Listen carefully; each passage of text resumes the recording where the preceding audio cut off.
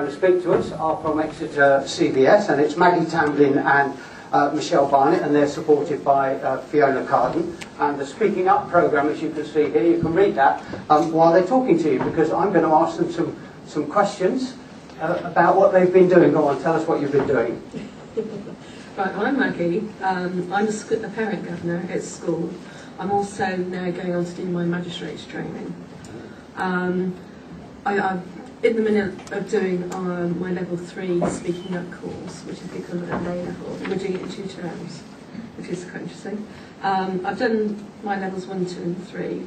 It's module based, all about developing confidence, assertiveness, diversity, equal opportunities. We've had guest speakers come in to talk about human rights and the law, and then we've also had visits out, particularly to do with active citizenship. Last year we had a big thing, obviously, with the voting and the elections, and we found we didn't know very much about Parliament, and we didn't know very much about the law and government, so we actually went to Parliament, and we met Ben Bradshaw, our local MP, and it was absolutely, it was world-shattering, it really was. Some people on our course had never been to London, let alone known that there was, 2 houses of government. We also went to the courts. We had a look at the difference between magistrates' courts and crown courts. And we also found out about various volunteering opportunities. Certainly after my level 1 Speaking Up course, I got involved heavily at school with Reading Recovery, which is part of the Every Child Reading Initiative. I go in every morning to do that. And I work specifically with targeted children who find reading a struggle. As a result of that, I'm then more interested in helping in basic classroom stuff. I'll take a maths group, I'll do a guided reading session perhaps. Now I'm doing, with the level 3, it's 1 day a week with homework. I'm also a Browning Guides leader.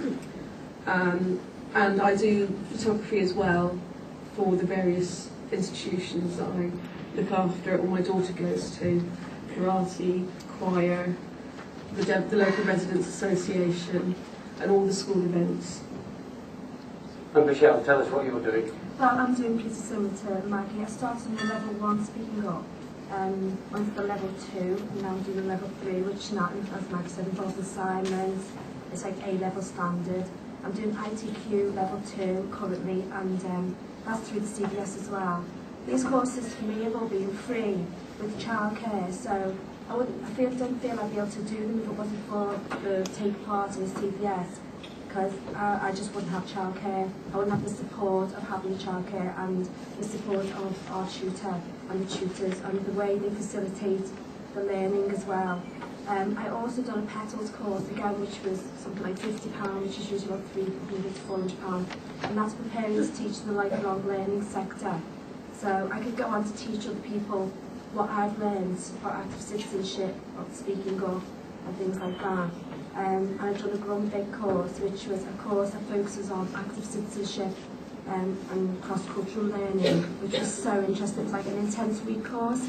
So it's just, I would never knew anything about anything like that, so found that really interesting. I now work at a school as well. I'm an admin assistant. I can't believe that really, actually. I don't know how I do that, but I am an admin assistant who work 4 hours a week, and I'm hoping to basically increase my hours when my littlest one goes to school. So I'd really like to further that, and I get involved at the school as well, volunteering at the school.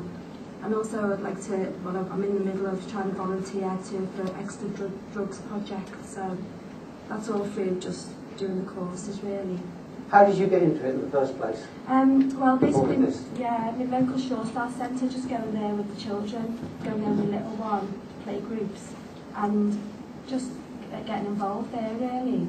I've been to Shore Star Centres before with the older children, so, and then the local volunteer coordinator went on a volunteers course. And then she spoke to me about speaking up. She was sort of recruiting people and said it'd be really good for you and you'd really like it, and confidence building and stuff like that. So that's it, that's where I started. Is that the same for you, Maggie? Yeah, I got into it when my daughter just started school, and having been through the Sure Start ethos, that we are helping to develop our children. When I went to school, I found it's like, oh, school, we have your children, you don't have anything to do with that. And I thought, I'm sure this isn't right. You know, I can have a say in what my child's education, because that's what I've been taught, and I can do this. And going on the original Speaking Up course, it was so empowering, because it gave you the confidence to actually say, yes, I have a voice, and I will be heard.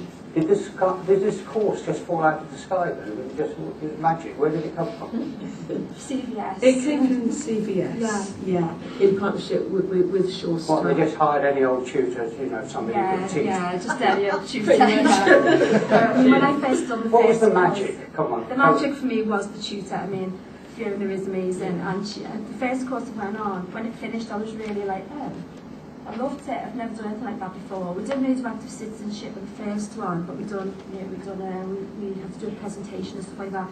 And when the second course come up, it was amazing, because I just thought, God, that's a qualification, and that's going to take me progress further to do something. And it was just the way they facilitate the courses.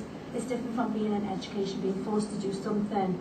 I would say it's easy. It's not easy, but it's just more flexible. You know, the teaching, the way they teach is, I don't know how to explain that. The course is structured to the people on it. Because it's a Shaw Start, we happen to be all mums.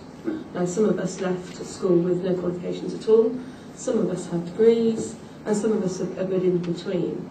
But we're all mums, and for those 2 hours a week, we're adults again. You know, childcare is provided for the under fives or the children at school.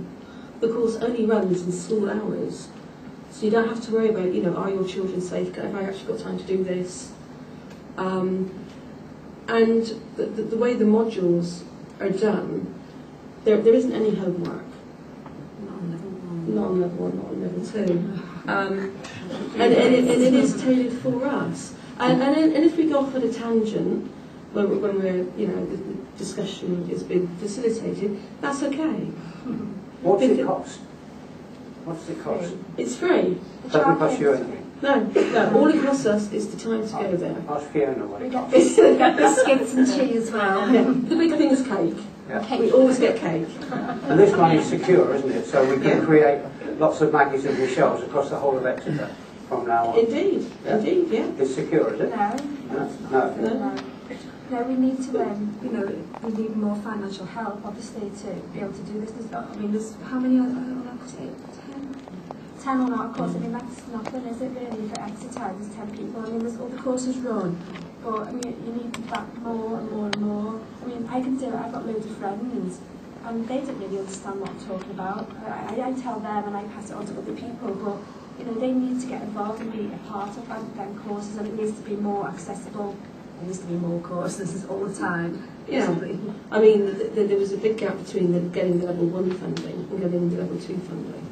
I was on the pilot of level 1, and it was 6 years before the funding for level 2 came in. And unfortunately, now we're doing the pilot of level 3, and it's followed straight on. So we're in the learning mode. You know, we can take on board what we learned last year on the level 2 and just add to that for level 3. You're starting to get little bits of paid work now, aren't you? So how long will you go on being volunteers? Who's going to take your place in the big society? Well, I've been a parent governor for 4 years. All I do is voluntary. I don't get paid for any of it. Certainly, I went from doing a little bit of reading to an hour and a half a day. Then it was all morning, every day. And I've had to scale back now. I've picked up brownies and guides and magistrates. And I'm doing, you know, maybe an hour and a half again a day, each day, every morning. Because the way the reading works with the children is they have to have it every day. There is no other source of reading for them. I mean, if we went out into the community, if we passed our information on by doing workshops, then we can teach other people about what we've learned.